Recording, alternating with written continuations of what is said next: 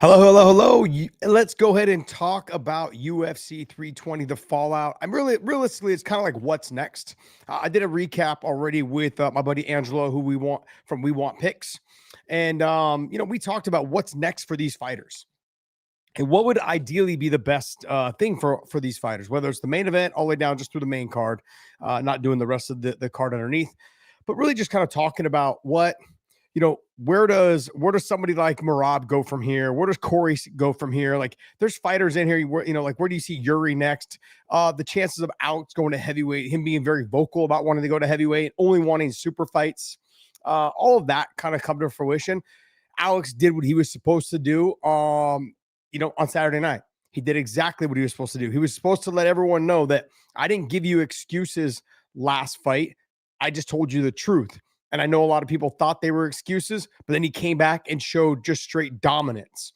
And then now what you're seeing, though, too, is you're seeing Ali came out, who is the manager of Ankalaev, and said that he was injured, that Ankalaev was injured, and he should have been fighting. And if he would have had it his way, that he wouldn't have fought. I mean, it. I don't know if UFC. I don't know if Dana is so eager to get Alex to the heavyweight division. I think there's a lot of dust that needs to settle in the heavyweight division. They've got to have Tom Aspinall. He's got to get past Cyril Gahn. And if he does not get past Cyril Gahn, then I could see Dana going, hey, this might be a fight where Cyril and Alex make sense. Neither guy will probably shoot. They're both going to be stand-up guys. Alex has a good chance of winning. That kind of will cement, I think, Alex as being probably the best fighter in UFC history, the 3-division champion, the first one to ever do it. No matter how you want to look at it, Jon Jones has his stake in that claim right now. But then you have Alex, who came in, hadn't been really mainly just a kickboxer, fighting guys, and then coming in and winning 3 divisions. That's just unheard of. It's never been done before. I know that they've done it in some smaller organizations, like King of the Cage and other organizations like that. But this is a huge deal, man. Huge deal. So there's a lot to be talked about. And just wanted to let you guys know, hey, make sure you guys like and subscribe. I'm going to be doing more of these type of platforms. So hit that little bell and notifications. We're going to try to do this on the Mondays. I know I won't be able to do this next Monday. I will be traveling for a friend's wedding. Most of you guys all know him, but I'm going to keep it kind of silent for right now until some pictures and stuff drop. It's his special day, so I'll let him do all the dropping of the pictures, him and his wife. So I won't be able to do next Monday, but I may end up following up with like a Tuesday during the day or a Wednesday during the day live show for you guys, for members only. So if you guys are not members, make sure you guys become a member. We offer a $4.99 membership and a $1.99 membership. You guys can actually get your questions answered. And let's go ahead and jump on some of these. Let me see. Let me attach all this. Dun, dun, dun. But I just wanted to touch base with you guys. This probably won't be too long, probably about a 45-minute to an hour long chat. But I just want you guys to know that I'm going to be doing these. So make sure you hit those bells and the notifications. You guys get your warnings, let you guys know that that I'm out here. I'm out here doing a little extra for you guys. And this is one of the shows that I've always kind of wanted to do, is after a pay-per-view, is do like basically the fallout of the pay-per-view and the aftermath of what went on and what could be next for these fighters. So let's just jump right into Alex. After listening to some of the comments from Dana's made it very clear that, if Alex wants to go to heavyweight, there's still some fights in the division that make sense. And I understand the Olberg fight. That is a fight that definitely makes sense. I don't know how many people are really chomping at the bit to see the fight. No one's going to probably want to see the Ankalaev rematch. The UFC probably doesn't want to see it. I know that if he was dealing with some injuries, that sucks for him, but these are the chances you take when you take the fight, knowing that, hey, I'm still injured. This is my chance to take this fight. And he wanted this rematch. He wanted to get it out of the way. Unfortunately, if he was injured, that sucks. Could have probably pushed the fight. But I think too much talking had gone back and forth to where these fighters basically just decided that it was time to get this over with. And ultimately it cost him his title if he was injured. Not that it wouldn't have happened anyways, but it's one of those fights where you could see that Ankh could have had a better game plan had he probably not been injured. I don't know. I can't make excuses for him. Simply put, It wasn't the same Uncle Ab that we saw the first fight, but it also wasn't the same Alex that we saw the first fight. Alex came right across the cage, set the precedent right off the bat. Like, hey, I'm going to push you backwards. I'm going to land the big shots. I'm going to touch you up. I'm going to dictate the pace of this fight. And I'm not going to let your back or your back foot off of that fence. I thought that was a great game plan. I had actually talked about with Angelo from We Want Picks. I talked about it with him in the midweek show. And during that conversation in the midweek show, it really came down to that Alex had to fight a completely different fight, which I thought that he was very capable of doing. What's up, Andrew? Thanks for joining me, man. And everyone else is out there. So I want to thank you guys. This is a members only. So thanks for being a member. I appreciate you guys. Go ahead and throw me down some questions. Josh. I like that little chant though, by the way. Josh. But really what I'm doing, I'm kind of just going over the aftermath of UFC 320 with Alex. I don't think that the Ankh fight makes sense given the domination that he had. The automatic rematch makes sense. You lost a fight in the first round, went the distance, and then in the second fight, when you said you were fully recovered, you actually got rid of him pretty quick. What's up, pimp? Andrew, my man, that's exactly what should have happened, And then because that happened, it just really came down to I don't think that automatics that should warrant an automatic rematch. Now, I think also that Papagino, what's up, my man? What's up? I don't think that Alex really has much to prove either in this weight class. He's been the champion at 185. He's gone up now to 205, and he's been the champion there. He's defended the title multiple times. There's reasons for him to potentially go to heavyweight. I do understand that there are, like Dana said, there are one or two more fights left for him in the 205-pound division. But let's be honest, there's just one. I mean, there's the Olberg fight, and that's pretty much it. He's already fought a lot of the other ones that are in the top 5 or 6, and it's going to take another year or two for that dust to settle. He's 38 years old. What are we doing? I could see them telling Alex, hey, let's have you fight Olberg. Olberg's going to stand, and you guys can trade it out, and the best man wins. But the question is, do you take that chance if you're the UFC? Do you decide that the Ulrich fight is worth possibly losing the chance of Alex fighting John Jones at the White House June? I believe they gave the date of June 24th or June 20th. Do you take that chance? I don't think you do. I think in no way do you take that chance. I think Alex being at 38 years old, I think it just makes sense. It makes sense for him just to wait for that fight. Try to touch himself up, try to get a little bit better, try to work on his technique, try to just stay in shape and be physically ready for that fight. That's my mindset. If I'm the UFC, I'm strictly thinking John Jones versus Alex will be the main event, unless you have Conor on that. And then maybe, I don't know if the draw is still there for Conor. It's just going to be there. Conor's always been a bigger draw than John Jones. But the fact that you have Alex and John, they may be able to leapfrog Conor and make Conor the co-main, because John's an American, and it is, kind of that 250th anniversary of, our Independence Day. Like that, there's a story there. It's at the White House. I get it. I understand that whole story that the UFC is trying to tell.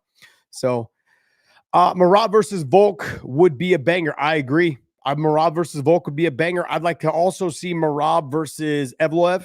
That's another great fight, I think, that I'd like to see. So, but I think in the mix of all this, I think we're going to go back to the Alex Pereira fight. Olberg, do you take the chance for the UFC? I don't think you do. I think you just have Alex. After Alex's own words, I'm only looking for the super fights. Chimaev came in and said, yeah, I'm going to come up and want to fight you for the title. And he's like, yeah, that's great. Thanks for congratulating me. I'm moving on. Like, I'm not fighting you. He's basically telling the UFC, I'm fighting in heavyweight. Papagino, Aspinall beats Gone. I do believe Aspinall beats Gone, but let's just say he doesn't beat Gone.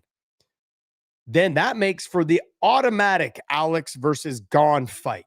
There's just no way around. Like, you have to have one of the most lethal strikers in Alex Pereira fight the heavyweight striker who's not going to try to really take Alex down, and you're going to have him fight against Alex Pereira. Like, you have Cyril Gane versus Alex Pereira in the heavyweight division, and the opportunity that Alex has to become a 3-division champion is huge.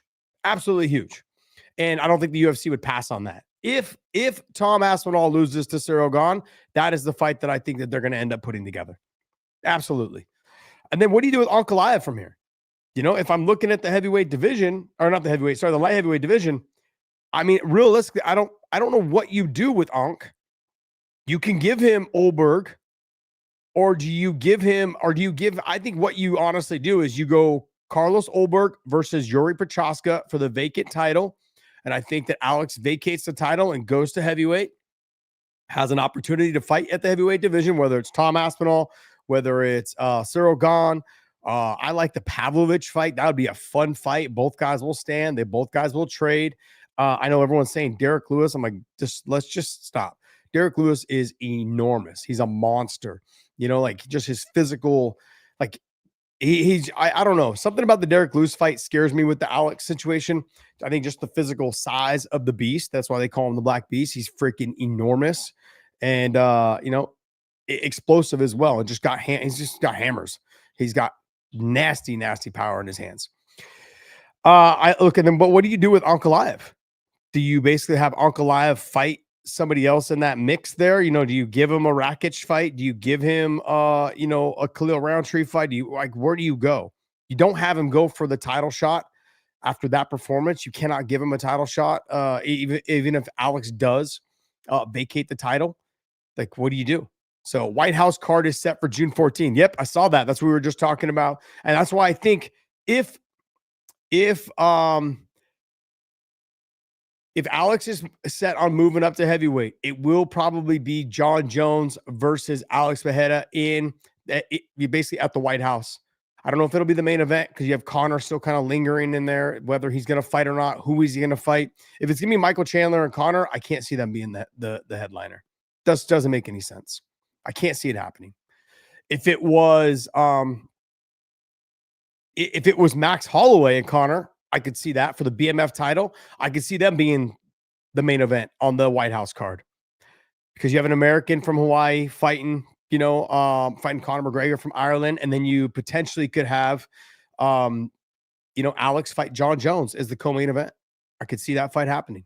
So you have Alex and John. I think that's the fight that John would come back for. I don't think John has any desire to fight Tom Aspinall. I think Tom Aspinall has fully moved on. So that makes a lot of sense. And Ankalaev, I don't know. Right now, he's got to get healthy because from his manager, Ali, has basically talked about how he was he was injured going into the fight, took the fight anyways, preferred that he didn't, but this is the result of him being injured and him taking the fight. So if I go on down to Merab, there's so many different directions that I could take this fight with Merab. So many different directions. Does Merab welcome Pantoja up to 135 pounds, and then we see that Pantoja Merab fight? I mean, because Pantoja's pretty much done. After the Joshua Van fight, he's pretty much cleared out that division. That's the only fight really left for him to have. And I love the Joshua Van fight. I think it's going to be a great fight. It's going to be an awesome fight. And I don't know if Pantoja's going to be able to get past him. But do you take Pantoja up to 135 and have him fight Merab? Because that will be a very, very scrappy, fun fight for both guys. Going to be an amazing, amazing fight. Or does Merab do and take a page out of Aljo's book and go up to 145? But then now you have this problem where Aljo's now there at 145 and he's not cutting back down to 35. And now you're taking away maybe opportunities from Aljo to fight for the 145-pound title. That's the only problem. And then we all know that they're already really good friends. Does he deserve it, Papagino? Yes, absolutely he does. He absolutely deserves to go up to 145 and fight automatically for the title. And I honestly believe at the stage that Volk is at right now, I honestly believe that he may beat Volkanovski. He may beat him. And then the next guy down, he may beat that guy too in Evloev. Those two guys, I think their styles make for a very good fight against Merab. Merab could beat Volk and he could beat the number one contender in Evloev, which the UFC obviously does not like, does not want him to be champion. And Merab has got one hell of a gas tank, can scramble better than almost anybody. And he will be pushing on both those guys going into rounds 4 and 5. So there's a lot to be said there. I mean, and then where else does he go? And then he fights probably the winner of Umar and Mara Batista, which to me, I feel like Umar, I don't think that Batista has all the tools and the weapons to beat Umar. And then there's also Peter Yan. He's kind of lingering around there. He's got some wins. Like he's kind of lingering around there, and people want to see that fight again. I'm not as keen on that fight, but I'd like to see Peter Yan fight somebody. Maybe he does the rematch with Sean O'Malley. But for me, I believe with Corey Sandhagen, there's only one fight to make with Corey Sandhagen. That's Sean O'Malley. Like to see the two guys that have fantastic stand-up. You have the speed and the reach and the range of Sean O'Malley and the craftiness on the ground of Sean O'Malley. But then you also have just the straight fight IQ from Corey Sandhagen. I think that, I think that is definitely a fight that you should make. That should be the very first fight between the two of them. Both of them coming off losses, and the UFC has a tendency to a lot of the time, match up two guys coming off losses. So one of them at least gets a win and can start moving in the right direction, especially when you get down to these lower rankings, or the higher rankings, I should say. And when you're ranked in the top 10, they want to take those guys and match them up so they can get wins. One of them can get a win, and the other one will just trickle down a little bit, not too much. Do I think Merab is the GOAT? No, I don't think he's the GOAT. I think the legwork that Dominic Cruz has done over all those years, and then also too, what made Dominic Cruz so special was that he went away for 2-3 years. They basically had to vacate the title, let somebody else come into his world, become champion, and then he came back and got his title back. Think about that. Being gone for 3 years because of injury after injury, never really being able to train the way that he should have been. While these guys were all supposed to be getting better, he came back and then took his title back. So no, I don't think so. I don't think Merab is quite yet at the bantamweight GOAT, but I would put him right there in that mix. I put him number 1, number 2, maybe number 3. You've got other guys that were there. Not TJ Dillashaw. You have TJ Dillashaw, but then you got Renan Barão, who had a really good run during the absence of Dominic Cruz, but I still got Dominic Cruz at the top. The reason why I would probably put Merab before TJ and put him before Renan Barão was because I feel like he fought the better, tougher competition in this new age of 135 pounds. Like these guys, this is during that time when Dom was there, he fought some tough fighters. Absolutely. I'm more captivated by Dominic Cruz because he left the sport for 3 years and then comes back and gets his title back after all these guys have been fighting and getting better and just almost that's an opportunity for that weight class to pass him by, and it never did. So I'm gonna go with Dominic Cruz still being the bantamweight GOAT. I don't think there's Merab is probably second because those other guys didn't do what Dominic Cruz did. He hasn't done that yet, or those guys haven't done it yet. But Merab I think is number 2 because the 135 pound weight class to me is the most stacked weight class in the sport right now. I mean, this whole list, think about it. David Martinez, an absolute stud. Henry Cejudo, a two-time champion, a 2-division champion, and Olympic gold medalist, is ranked number 10. I know he's getting older, but still, like that lets you know where these guys are at. Figgy, a former champion, is ranked number 6. Corey Sandhagen's always been in that mix. Peter Yan being one of the best. He was former champion as well. Umar looking to become a champion. Sean O'Malley was a former champion. All these guys have been former champions, and those are the guys that Merab has beaten on his way or has made his way to the top.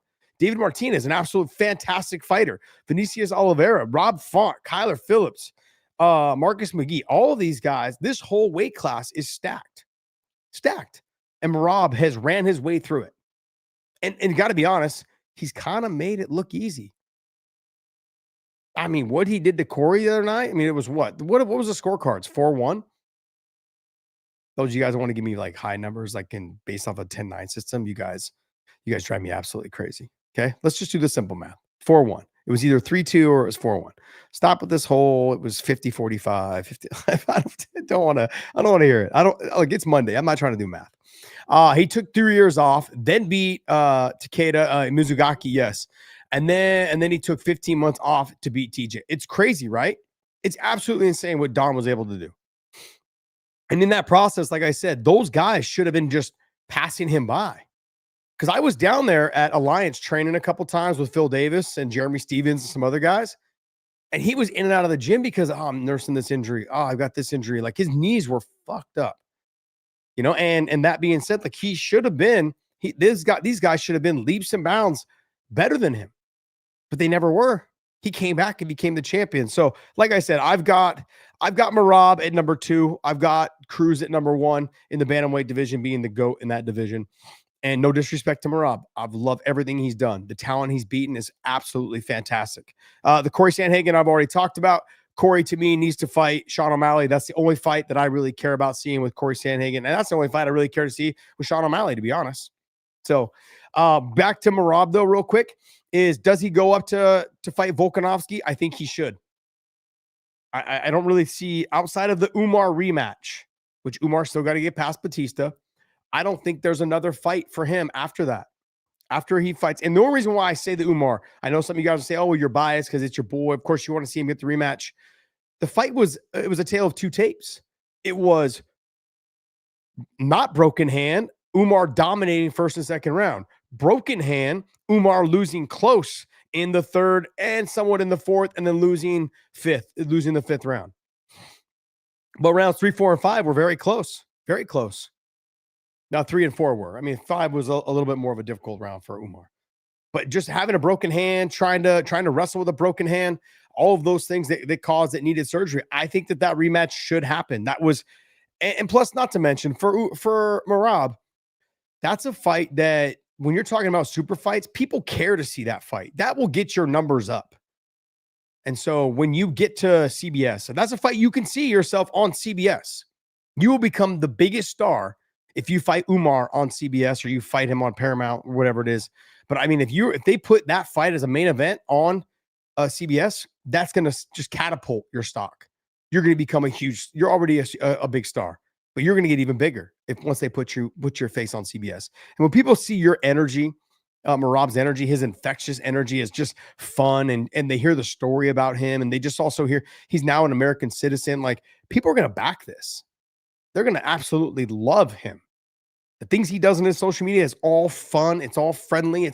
None of it's derogatory. He's a breath of fresh air, man. I got to be honest. I didn't like watching him really fight before he became champion. I was like, oh man, this guy, dude, he's taken the whole sport, I think, by storm. He's been fun.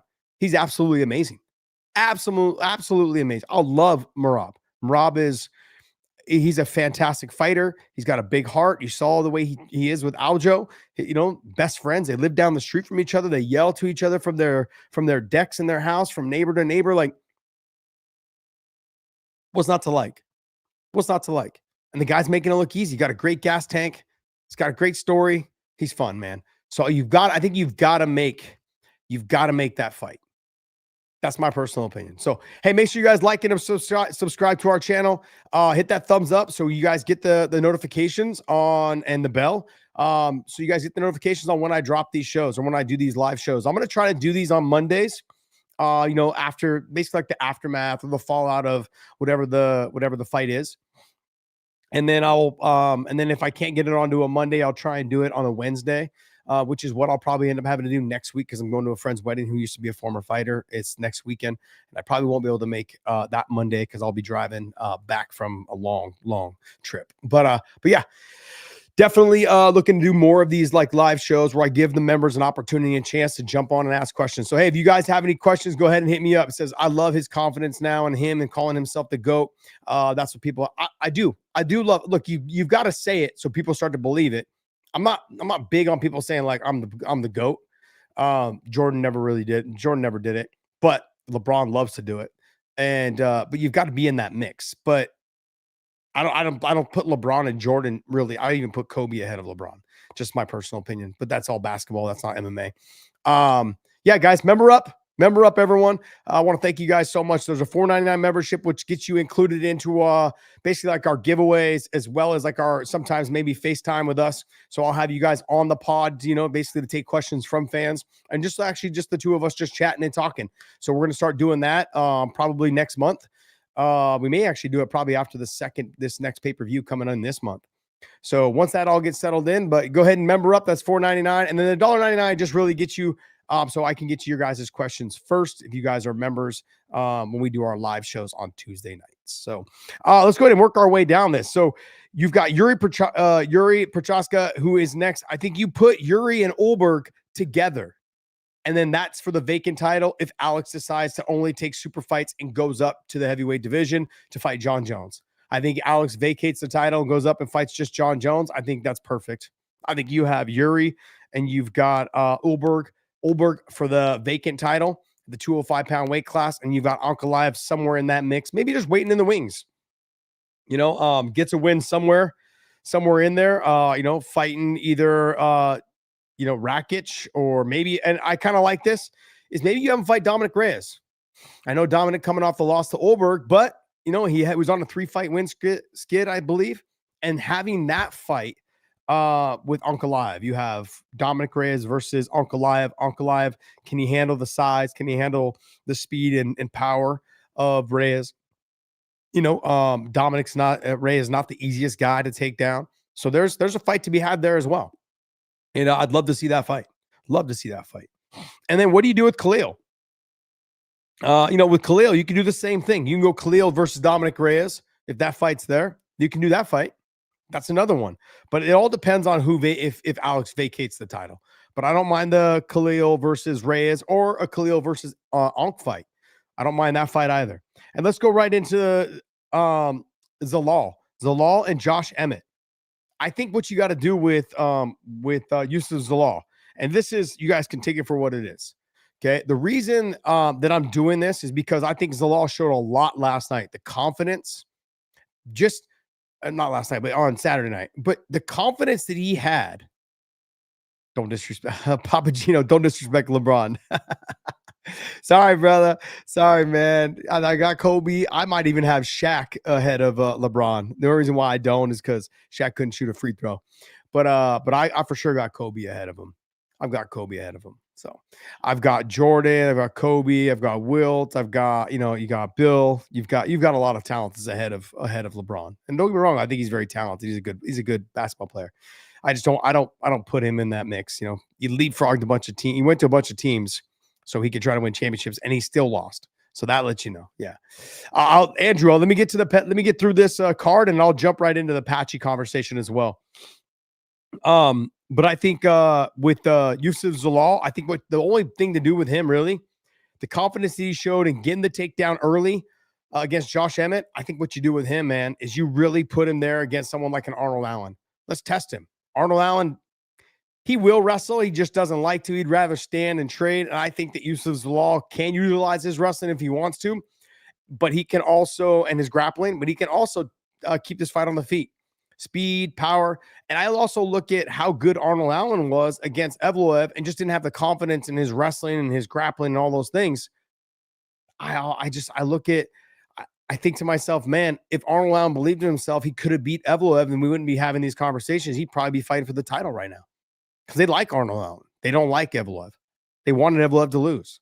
That's been proven every time they give Evloev an opponent. They want him to lose. They wanted to match him against Aaron Pico because they were hoping that Aaron would out wrestle him, that Aaron would out scramble him, that he couldn't take Aaron down, and Aaron's got better boxing and could knock him out. So that's where that is. I look at Yusuf Zalal versus Arnold Allen would be a great fight to match up. Great fight. You could also maybe throw a Jean Silva in there versus Yusuf Zalal. That's a real test for both of them. A real test. A fun fight. That's maybe a fight to have. But I also I look at Josh Emmett. I like the Steve Garcia fight for Josh Emmett. Unless you want to keep Josh Emmett out of the top 15. Do you want to knock him out of the top 15, or do you want to keep him in there because he still loves to try to knock guys out? And that's what the UFC they bank on. They want guys that will come after you, try to put you away, try to knock you out. Josh Emmett's got highlight reel after highlight reel of putting guys to sleep. So that's marketability. Having finishes and highlight reel type finishes, they can use that all day long. And that was one of the things that I learned, not just coming up as a fighter, but working on the TV side of it all with Bellator, with PFL and other organizations, Strikeforce, and everything. That was what they were looking for. If they brought a fighter in and he had a spectacular finish, now I've got a highlight reel clip that I can use every single time to market that guy. Every single time. So it just made sense. I think Emmett versus Garcia, fantastic fight. Both of them not huge guys like in terms of height, but both of them are scrappers. Both of them will get after it. Emmett getting a little bit older. Garcia is still there long enough for me to market him and use him if he does get the win. And it's like one of those, kind of like shit or get off of the pot kind of fights. So I like to see if Garcia can rise to the occasion and beat Josh Emmett. And if he does, great. We start pushing him forward. And if he doesn't, we take a little step back and Josh Emmett gets to linger around in there and then match Josh Emmett up with some tough fights.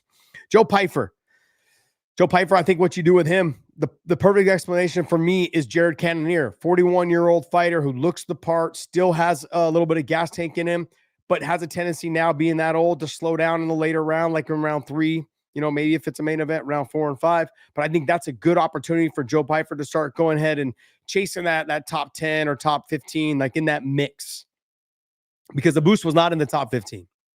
So getting a win over him kind of puts you right on the fringe. So now I got to hit you into that top 12, top 15. And how do I do that? Well, how do I do that? Is I match you up against somebody who's right there in that little bit of a mix. I can go Marvin Vettori. I can do that fight. I want to keep you away from Paulo Costa because Paulo Costa still has a lot of fight in him. And it's a very dangerous fight for what? I don't want to, you're young, you're explosive. I mean, I've got time with you. So why would I throw you and potentially have you lose to Paulo Costa? And I'm not saying he would. I'm just saying that, like, why? Why? When I know I could put you against Marvin Vettori and there's a good chance you can beat Marvin. I could put you against Roman Dolidze and there's a good chance you could beat Roman Dolidze. I could put you against Jared Cannonier and there's a good chance you could beat Jared Cannonier. I keep you away from MVP only based on the fact that it's a very difficult fight for anyone. And you're still so young and sure you got the power and you got the wrestling and all those things. But why? MVP's 38, probably pushing 39. Just a difficult fight. Could potentially lower your stock even if you don't get him out of there. Or especially if you don't get him out of there, because now it's like, oh, you couldn't beat a 38-year-old. And that's just a difficult fight. The casual fan at home can't wrap their head around that. And then I don't think quite yet you're ready for the Brendan Allen and the Whitaker and the Kai Bahalo and the Anthony Hernandez. I think I let that dust settle. But in the meantime, I give you the Marvin Vettori, or I give you the Roman Dolidze, or they give you the Jared Cannonier fight. I give you one or two of those guys is what I give you to give you some more ring time. Like maybe you're in a rush. If Joe Pyfer, I'm sure, is in a rush. He wants to get to the top. He wants to prove to everyone that he can do it. He's the angriest fighter I think I've ever met, like in terms of every interview I've ever seen from him. But I think I like the banger of the Cannonier versus Joe Pyfer fight. Both guys will trade. Both guys, there won't be a whole lot of wrestling going on. They're going to trade. They're going to get after each other. And they may clinch a little bit to slow each other down, when they need a break. But that's a fight. That's a fight, man. So, I don't want to go any higher than that. I think we have enough time with Joe Pyfer. I don't want to just keep him in that Marvin Vettori, Roman Dolidze, Jared Cannonier group of fighters. You can go with the Ikram Aliskerov also, but why take him there when Ikram can wrestle? Ikram's chin's a little suspect, but I mean, why go there though when Ikram can wrestle? He can put some pressure. He can't do those things. But when I can go to a little bit older of a fighter and fight Vettori, Dolidze, who's more of a scrapper, but not really doesn't have the conditioning and cardio either. And you got Jared Cannonier, who's just older. He's 41, but at least he looks the part. He's fought for the title before. Like, he's got a story that I can market a young guy off of. And that's what you want to do, I think, with Joe Pyfer. All right, let me go back and answer. I think it was Andrew. I think you asked me, where do you go with Patchy Mix from here? Yeah, where do I go with Patchy Mix from here? Oh, man. Look, to be honest, I know I said this a lot. I said it for years. I go, man, he's one of the best fighters I think I've seen in a long time. He's got all the talent. He's got his striking started getting better. But I don't know. I wish I had the answer for you guys. I wish that I knew where to take him from here. I mean, I can't see the UFC. Like, the UFC will use him maybe one more time. But if he loses again, I mean, they gave him a debuter. And don't get me wrong, KSW is a really good promotion. And they breed dogs. That promotion breeds guys that are they're animals, absolute animals. So to say that, I can't remember his name, is Wicklax. I think Jacob Wicklax was his name. I don't know how you got his last. I don't know. It's spelled one way, but it's completely said a different way. But I think that if you put Patchy Mix against a debuter and he wasn't able to get past him, I don't know what you do with him now. I couldn't tell you. It's a tough, It's tough, man. I don't know, because even his girlfriend's coming up a little bit short on some fights. She hasn't looked as dominant as she has before. I don't know if people have just figured them out. I don't know what the situation is. I don't know. They both looked a little bit tired in their last fights.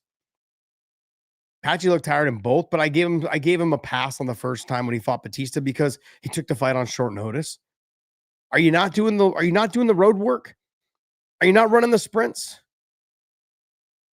I don't know what you're doing. I don't know what he's doing differently. Is it because, I don't know, is it because you don't have Eric Nixick in your corner anymore? I didn't even see if he did or not. But like, did you change coaches? Are you not settled in at one gym where guys care like what you're doing? Are you trying to run your own camp? I don't know those answers. I just know that you have all this grappling ability, but I didn't even see that in the fight. Like, he was struggling to pass guard. He was struggling with the guillotine. There's a lot of reasons. There's a lot of things that I'm baffled by in what I've seen out of him.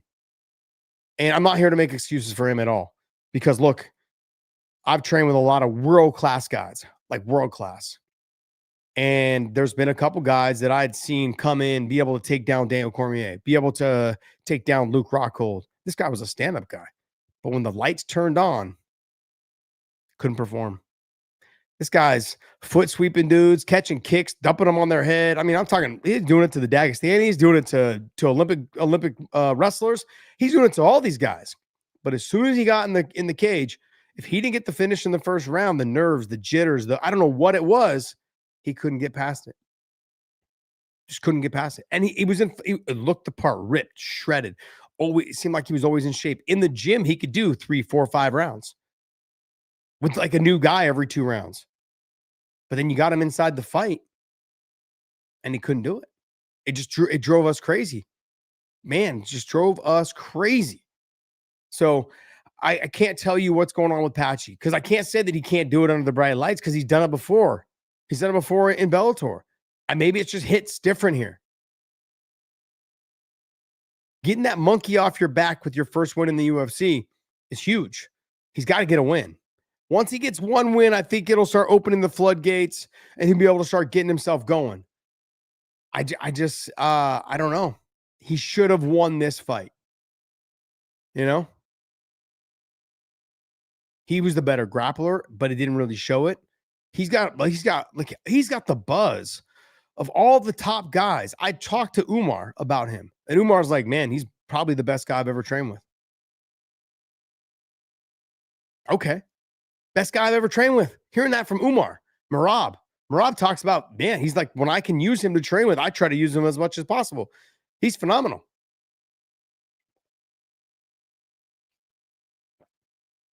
So why is it not translating to the UFC? I don't have the answer for that. And anyone that says they do, they're liars. The only person that has the answer for that is Patchy Mix. Coaches will not have the answer for it unless they heard it from Patchy Mix. His girlfriend will not have the answer for it unless she heard it from Patchy Mix. Only him, only the fighter knows what is going on inside that cage and inside his mind. On what needs to be done. He needs to sit down, take a look in the mirror, and go, look, what are the changes I need to make if I want to continue to stay in the UFC? And then not just have the conversation with yourself. You've got to make those adjustments. You've got to pull the trigger and make those adjustments. So that's what I think so far of what Patchy needs to do.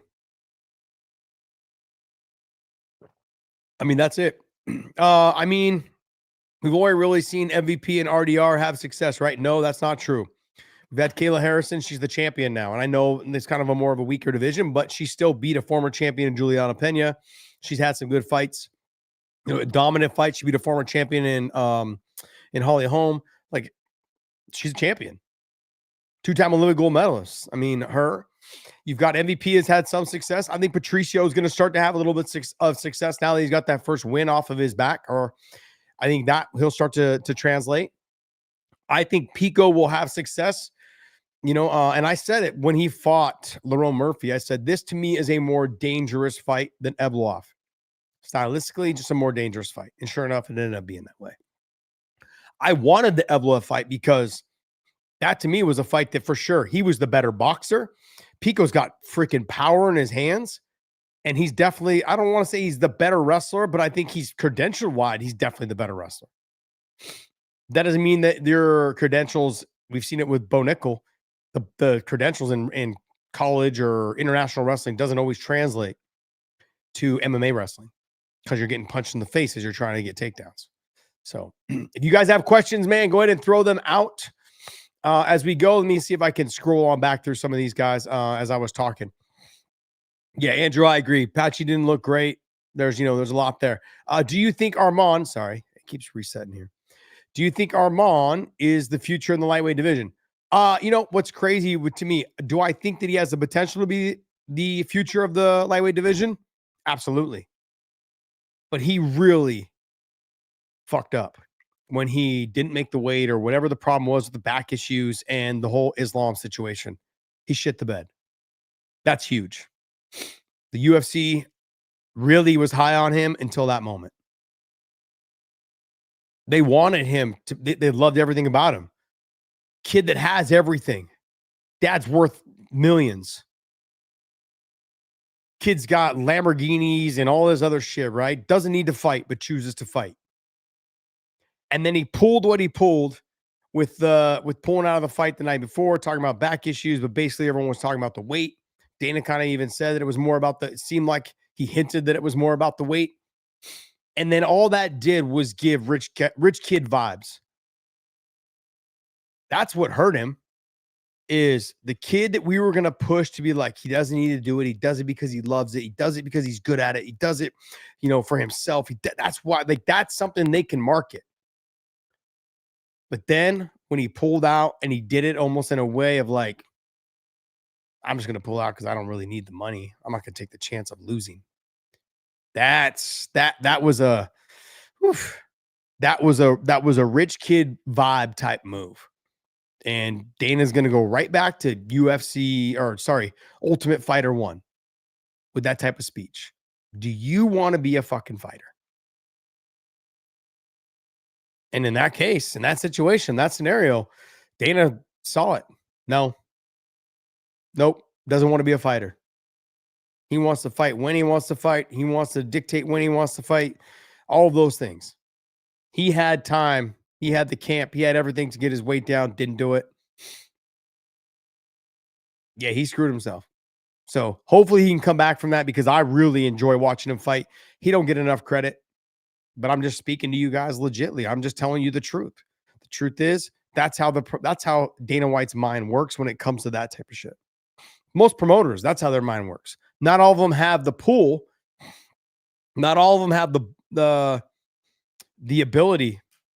They have the ability. They just don't do it. They don't have the balls to basically say like, nah, screw you then. Fuck, I don't need you. Beat it. Not all. Dana's like, I'm gonna make him suffer. You can make your way back. You can go somewhere else if you want. I'm the biggest show in the world. You either want to be here or you don't. So Dana can pull that, but some of the other promoters, they can't. PFL can't do that. If you have a star like Armand, or if you have a star that's like, they couldn't, like if Dakota Decheva said, man, my back hurts, but I'm not going to really make weight, and she pulled that, they would jump through hoops for her. That's their biggest star.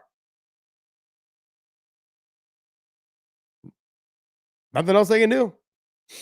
That's their biggest star. They have Usman and her. Those are their two biggest stars. Usman Nurmagomedov and Dakota Decheva. They would jump through hoops for her. Whereas Dana's like, I don't care. Armand's a lightweight. Sure, there's great lightweights in our, but I'm not going to bend over backwards for him. He proved to me he didn't want to fight that fight. He should have fought the fight, even if he didn't make weight. Leave it up to Islam to make that decision on whether you're going to fight. Take the heat for your actions from the public, from the fans. Let that fuel you that you fucked up. And it's not a foregone conclusion that he's going to beat Dan Hooker. Dan Hooker poses some threats to him. Yeah. Oh, by the way, Andrew, at that gene, for sure. Working his way up to being a star, just not a big enough sample size. I know he won the tournament, but until he beats somebody else like one of their top guys who's the current champion of there, right there at 170 or whatever, until he beats that guy. I don't know. I mean, I don't know if he is now considered to be the champion, is it? But him and these other, like, they're going to get into that mix of guys, but we're going to see. That Gene to me is a phenomenal fighter. He's way better than I ever gave him credit for. Absolutely. Way better. Back to the Dan Hooker and Armand conversation. It's not a foregone conclusion that Armand's going to be able to beat Dan Hooker. Dan's got a lot of dog in him, and we've seen it from the Dustin Poirier fight to other fights that he has had. He's got the reach. He's got the range. He can make it a dog fight. He will get taken down. He probably will get back up. But, I mean, that fight's probably going to be a main event. And if it's not a main event, it'll be a 5-round co-main event for sure. And in a 5-round co-main event, I think it favors Dan Hooker. Because it's very difficult to do what Armand needs to do. He needs to wrestle hard and aggressive for 5 rounds. Can he do that against someone who is very tall, very long, very lanky, and has power in his hands? Can he avoid getting clipped? I lean, just so we're clear, obviously, I think it's probably a 70-30 fight for Armand. But 30% is a lot. To say that Dan Hooker can win that fight. I think 30%. He's got a 30% chance of winning that fight. Do not count Dan Hooker out. Do not count him out. He is a fantastic fighter. And he, like I said, he's got the dog in him. If you have doubts about that, go watch the Dustin Poirier fight. There's no doubts. There's no doubt. He's got that dog in him. Armand's got his work cut out for me. Ilya also said that Armand was capping because the back pain is normal. Yeah, you're right. The back pain is normal in weight cuts. It absolutely is. Then it gets back to normal. This is absolutely true. It really is. Yeah, it's a shitty situation to be in. I'm sure he's been in those situations before. Maybe the pain got to be too unbearable. I don't know. I've had those problems. It hurts, it tightens up, all of those things. So, yeah, there you go, Andrew. Same thing. Hooker versus Turner was a great fight also. It was a scrap. It was crazy. But yeah, the back issue was definitely. Let's talk about June. What is it? June 14th is the White House card. Dropping these. If you guys are not a member, make sure you guys become members. And I'll be doing more of these member-only chats, so you guys can jump into the chats. Go ahead and ask me questions. I want to thank you guys so much for continuing to be members. It's huge. Thank you guys. Like I said, I'll be doing a lot more like just different things than when we had John on the show. And it's based on the fact that I just want to make sure that I'm trying to reach out to you guys on a consistent basis, making sure that we're making the fans happy and our members happy. And let's just give you guys some more one-on-one time with myself. And occasionally we'll have some guests on here. And then also, if you guys are joining our memberships at $4.99, we will start doing a face-to-face where you jump on the pod with me and we take questions from fans, or we just take, I can answer any of your questions you guys have. So that's another reason why. So if you guys have any other questions, hit me up right now. And then, but let's talk about the White House card. Drop in the comments on who you guys would like to see as the main event, as the co-main event, and maybe a couple fights that are in there. Because I can't imagine them having more than 2 title fights at the top. I can't imagine them really having more than 8 or 9 fights. It would be very difficult to have a full 6 hours of fights on the UFC White House lawn, UFC White House lawn, on the White House lawn. It'd be huge. It's a long time to have security and everything out there, and it would be a long time. So that being said, and look, apparently it's on Sunday. June 14th is apparently a Sunday, which it'll probably be, from what I've gathered, it'll be on CBS. It'll be free for the world to see. And I think the biggest reason why they're doing this is that is right before the midterm elections. It's another reason to say, man, we're allowing, and this is not being paid for by taxpayers. From what I understand, this is all just basically UFC is putting on a show there. They're obviously, the relationship is there. None of this is coming out of the pocket. Sponsors and stuff will be paying for everything. And obviously, I think networks obviously paying for some of it. This will be a one of a kind type thing for right now. And I'm excited for it. But if you were going to have someone, who at the top would you have as the main event? Connor versus who? John Jones and Poetan, are they on this card? I mean, who do you have? Who do you guys have as your main event? Who do you guys have as your co-main event? And what other fights would you like to see on there? Give me some answers. I see you guys in the comments. I see you guys just kind of like fickling around. For me, it would be, if I'm going to put Connor on there, I don't put Chandler on there at all. Too many losses in a row. Just like the way he lost to Patty, not a good look. Can't have you on the card anymore. You lost your way out of that. So I go with, if I'm going to have Connor on there, I have him versus Max Holloway. It's a rematch. It's for the BMF title. You put him as the main event. And then I think you either have John Jones versus Alex Pereira, which I think is a better fight than John Jones versus Tom Aspinall. I don't think it's a better fight. I just think it's a bigger draw fight. You have that fight.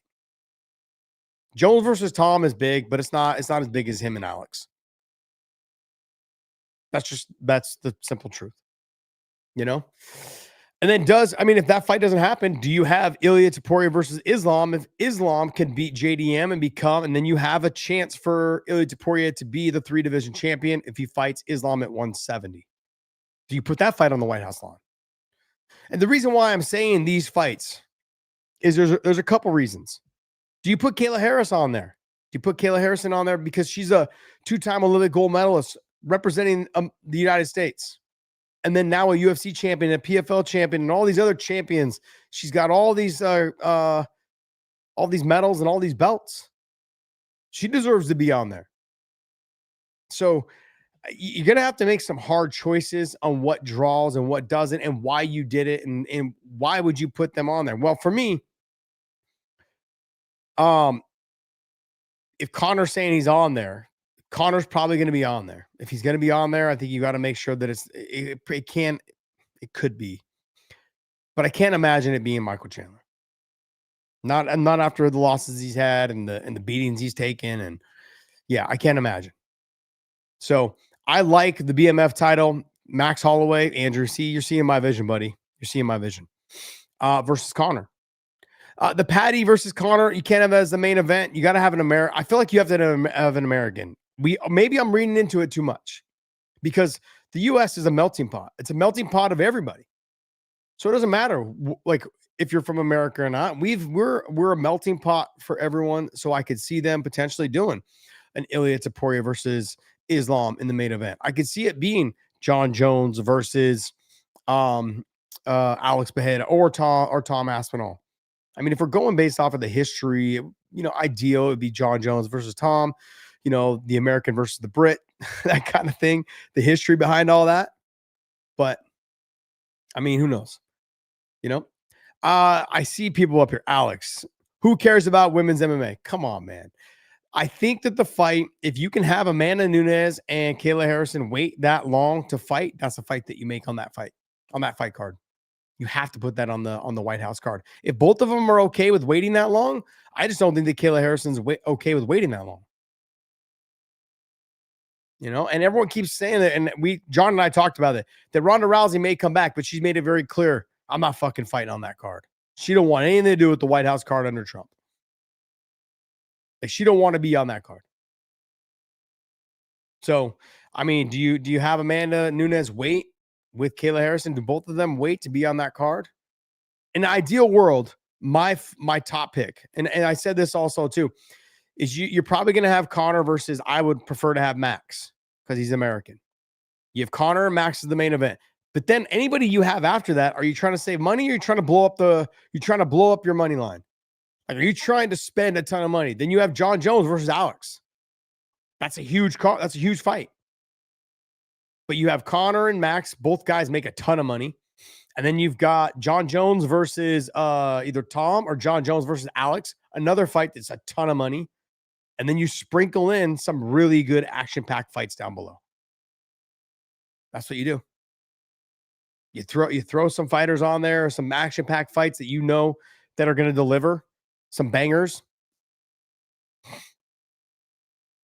I mean, I almost feel like the White House card needs to be treated like the Noche card, where the Noche card is basically a ton of fighters that are Hispanic heritage. Like you got to have Americans. You have to have Americans on the card. If it's the White House card, you got to have it. If it's supposed to be the 250th anniversary of our independence, you need to have Americans on that card. Doesn't mean they can't be Mexican. Doesn't mean they can't be Muslim. Doesn't mean they can't be, from, they can't be African American. They can't be black. It means that you have everyone. We are a melting pot. But I think you have to have Americans on there. So, look, I think this whole fight, I think this whole card is going to be a fantastic card.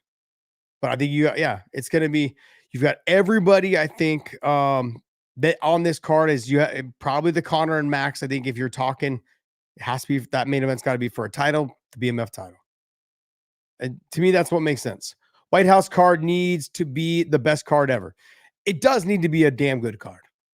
It does. But I think you only get 2 main events. I don't think you want to trickle anymore. You don't want to have 3 title fights because then it slows the whole night down.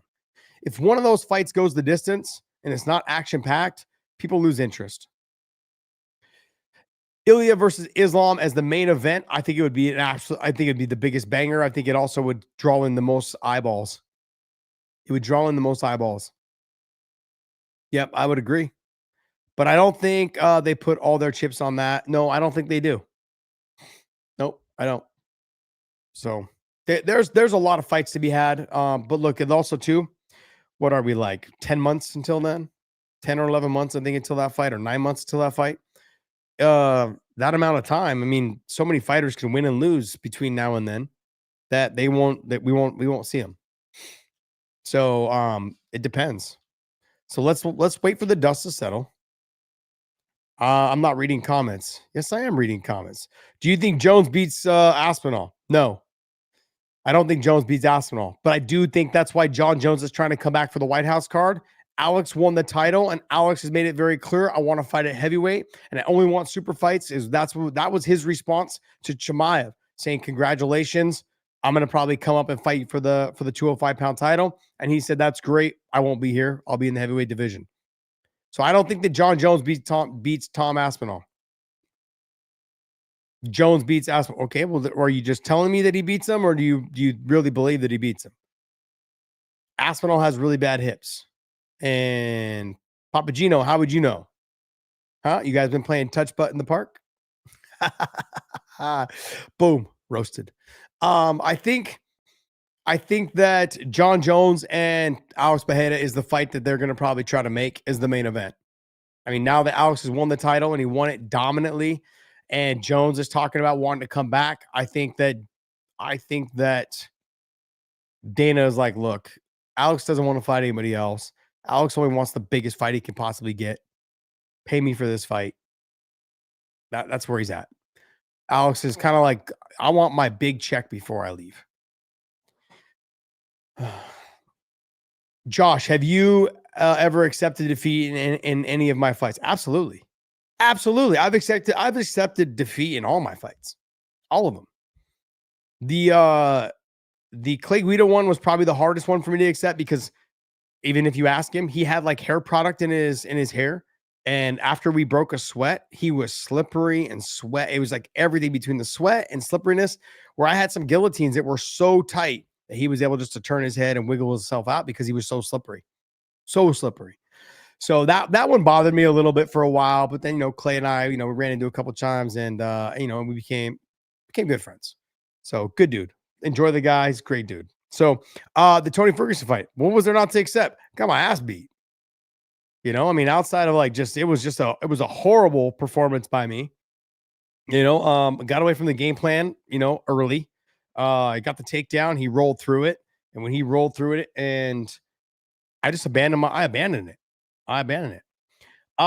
Richard Bursey, hey, thanks for becoming a member. Appreciate you, man. I just want to let you know, Richard, that we do giveaways once a month for our members. That's one thing. 2 is I'm going to start selecting members to join me for a little bit of FaceTime, probably either pre-pay-per-views or post-pay-per-views. I haven't decided on that yet. I'm still making these adjustments because, as most of you guys know, Big John left the show. He's gone back to reffing. If you guys follow him on Twitter, you guys will notice is John McCarthy MMA is his Twitter and his Instagram.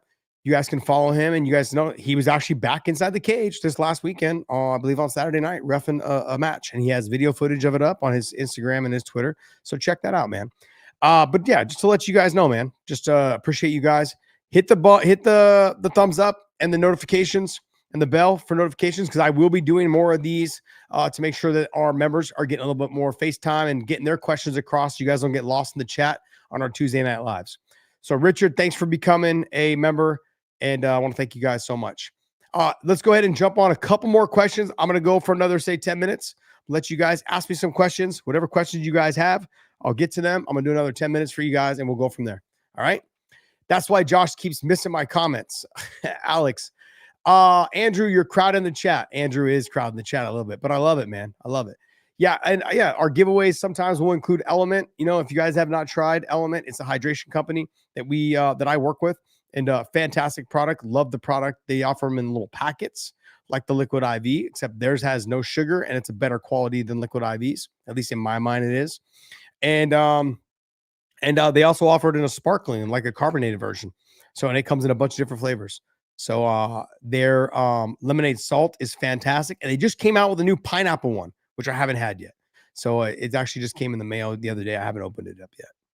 All right, hit me up with some questions. Richard Busey just became a member. Yeah, Richard. All right, it says, look at some of the clips and him getting taken down, and he just doesn't have the wrestling hips. Okay, but if he just doesn't have the wrestling hips, I mean, John Jones is also getting a little bit older. What is John, like 38 now? Pushing 39, somewhere in that mix? John's no spring chicken either, so let's not pretend like he's a spring chicken. Speed was never really there for John. John was never really the fastest fighter. He's got an 84-inch reach. So he could hit you and didn't have to worry about leaning back because you could never reach him. His length and that oblique kick keeps good range. The push kick up the middle kept good range. And if you got past that, then his long jab would keep you at range. So, yeah, I think all of those things being said, I think that John he's always been a very talented fighter, very skilled. I love the things that he's brought to the cage because he did things that people were afraid to do. The spinning back elbows, just all those. There's things that he did that people were just like, wow, what is going on? This kid's just trying whatever. He's out there having fun. So he's reading the comments, bro. Okay, what else we got? Give me some questions, guys. I got another like 7-8 minutes. We're going to answer some questions. Come on. Pile it in. If you guys want to ask questions, man, I'm gonna bounce up out of here, and then we'll do this again probably sometime next week. I would say probably next Wednesday. I'm gonna be out of town on Monday at a friend's wedding. Most of you guys know this friend. He's been on TV. You guys watch him fight for titles and stuff like that. So he's getting married this weekend, and we'll be out there doing that. So someone get John on some PEDs so he can get the American heavyweight champ. John Jones. Are you guys talking about John Jones? John just needs to get back into the groove of life. I think, John Jones is a fantastic fighter. He is getting a little bit older, and we're going to see what happens. Hopefully he gets it together to where he can make it to the White House card. Ilya is the most skilled fighter we have ever seen. True? No, it's not true. Absolutely not true. He's very good at what he does. But John and I have talked about this for years, and I'm going to continue to say this, is once one person beats him, you will start to see other people beat him. The blueprint hasn't been laid out yet on how to beat him. But I think guys like Arman Tsarukyan have a style that could beat him. Arman's physical size, his ability to wrestle and grind and hang and just all of those things, I think he has a good opportunity to beat Ilia Topuria. I think that's a big reason why the UFC hasn't made that fight yet with Ilia Topuria and Arman Tsarukyan.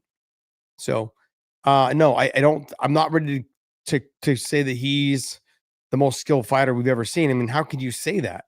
We have John Jones. John Jones, to me, was probably the most skilled. His ground and pound from the top, his wrestling, he took down a two-time Olympian in Daniel Cormier. Like the way he's destroyed fighters. You're like, holy shit. He's crushed guys, crushed them. So, no, John's still at the top. GSP is probably, I would say, probably second. And then I get into the guys that were the most skilled. Are you talking about like multiple skills? They've got all these weapons, or they just so skilled at the one thing they do, because then Habib would be right there. You've got other fighters that been there. Dominic Cruz was a fantastic wrestler, really good at submissions and grappling. And then obviously striking was just, he created a whole different style that people just couldn't deal with. So let's go, Alex. Alex, do you think Jean Silva simply got caught by Yes, he simply did get caught. Yep, absolutely. I think the whole Fighting Nerds, they just need to make a tweak here or there. Maybe I don't want to say they all let it go to their head, because Jean Silva went out there and fought with a purpose. He lost the first round, Jean Silva did, but in that second round, he was finding his way. Absolutely, he was finding his way. So I think there's a lot there, man. There is a lot there for the Fighting Nerds. Kai Bahalo needs to make a couple little tweaks. That's it. Ruffy is the one that I think he's gonna have some problems. The blueprint is out on how to beat him. The blueprint's not out on how to beat Jean Silva. He literally got caught. The blueprint's not out on how to beat Kai Bahalo. He just didn't perform to the best of his ability. Now, that could be for a bunch of different reasons. That could be because he's too busy being coach and running the gym and the Fighting Nerds product and like selling their merch and all that. It could be because of that. It could be because he's so ingrained into promoting his guys and his gym and everything that he's put his blood, sweat, and tears into to make sure that they're getting all the recognition they need. It could be because of that. So I look at them. They'll make a couple little tweaks. They'll make some changes. They don't need to do too much. They're all great athletes. They're all great fighters. Ruffy's the one that's got the biggest comeback, though. It just didn't look good. Didn't look good at all. He got dominated from beginning to end, had no answer. At least Kai Bahalo and Jean Silva had moments in the fights. They were landing shots. They were stuffing takedowns. They were, able to get back up. They were fighting their asses off. Jean Silva was taken over in the second round and they got caught. It happens. It happens. I took a look at the PFL on Friday. Magomedov was dominating Sergio Pettis. Jumped in with a flying knee, landed, found himself in that kind of like that no man's land when he landed, with Sergio's back half turned after throwing a side kick. And Sergio's like, screw it. Let's just see what happens. Boom. Done. Spinning back elbow. Knockout. It happens, man. Jean Silva found himself in that same position. It happens. So, Jean Silva's a stud, though. Kai Bahalo, stud. Ruffy's got a little bit of some things to work out. But I think he's extremely talented. He's definitely fun to watch fight. Looking forward to seeing him return. Hopefully he returns 100% better. I want to see him grow. I like that style of fighting. Acrobatics, kickboxing, all of those things. So do you think that DC was going to beat Jones before he fought him? Yes, I did. I thought that DC, especially in the first fight, I thought DC was going to beat him. The work that DC put in, all the things that DC was doing for that camp, I thought DC was going to beat him. And the second one, I had a little less confidence because the way that John beat him in the first fight, I was like, okay, look, the takedowns are not coming. The ability to control range wasn't there, But then, DC brought in some guys that I thought, were a pretty good mimic for John Jones in terms of at least on the feet and the stand-up. And DC put in just as much work in the second fight. Just couldn't get it done. John's got a different style, man. Different style. I think the height and the reach. I think at heavyweight, had they fought, I can't say it would be. I don't know if it would have been different. I don't know. Couldn't tell you. They never fought a heavyweight, so I couldn't tell you. Respect to John. He was not sleeping young prime goats. Respect to John. He was not sleeping young prime goats. John, are you talking about John Jones? John Jones was beating all the goats. John Jones was beating he was beating guys that were people talking about, Shogun Hua, Machida, like all these guys that people thought were the next best thing. John Jones was beating all of them. So John Jones was the man. The man. Do you think, okay, here we go. Let me see what else we got here. All right, so last one. We haven't seen NC2A wrestling have success in MMA recently. You're right. There are no NC2A wrestlers who are dominant. Do you think you know why? Yes, I don't think I know why. I know exactly why. Because this is not a wrestling match. That's why. This is not a wrestling match. Like if you take even DC Olympic two-time, like he's had some success, but there's a lot. I know you're just hating, buddy. Papagino over here trying to hate. Oh, Shogun was old. Take a look. Shogun was not old. Shogun, I think, was like 29 or 30 when they fought. He wasn't old. He was old in fight years because he'd been doing it for so damn long, but he wasn't old. He had a lot of miles on him, and that shoebox, man, they'll put some miles on you because they just come after. They just train like so aggressively, But yeah, look, the NC2A wrestling question. It's not a wrestling match. And wrestling for 6 minutes is not the same as fighting for 15 or fighting for 25. If you get a takedown, you're just controlling them. You only got to control them for, 2 minutes in a wrestling match. You don't have to control, you got to control them for 5 minutes. And these guys now are getting crafty. You got to control them while you're getting hit with these little tiny shots that are, maybe they're not going to knock you out, but they're annoying. Makes you move your head one way or the other where you're used to putting your head. So Shogun was not old. Rampage is a middleweight. Shut up. Rampage was never a middleweight. Rampage is a big dude. But yeah, that's my take on the NC2A wrestlers not having success. But then you can say that, but then you've got the new kid, Jacoby Smith. He's coming. He's having success right now. I mean, his style. You have Archie Colgan, who's in the PFL. He's having success. He just beat JJ Wilson. Like, it really also depends on your style of wrestling. Are you an open mat wrestler with double legs and single legs? Are you a body lock wrestler? Like, what are you? Are you a chain wrestler? Can you put things together and chain wrestle it to get these takedowns? Because that level of just one takedown, shooting one, and if I don't get it, it's gone. These guys have learned how to wrestle and stuff one, maybe even two takedowns. You've got to be able to chain wrestle. You've got to be able to put 2 or 3 takedowns together. So that's my answer on the NC2A. Hey, guys, I want to thank you guys so much for joining us. Hit that like, that subscribe button, hit that bell and the notifications, because I'll be dropping more of these shows for some live stuff just for members only. I want to thank you guys so much for continuing to support this show. And hey, man, Richard, thanks for becoming a member. Appreciate you. And let's do it again sometime. And hey, I'm out, man. Thanks for joining us, guys. Thank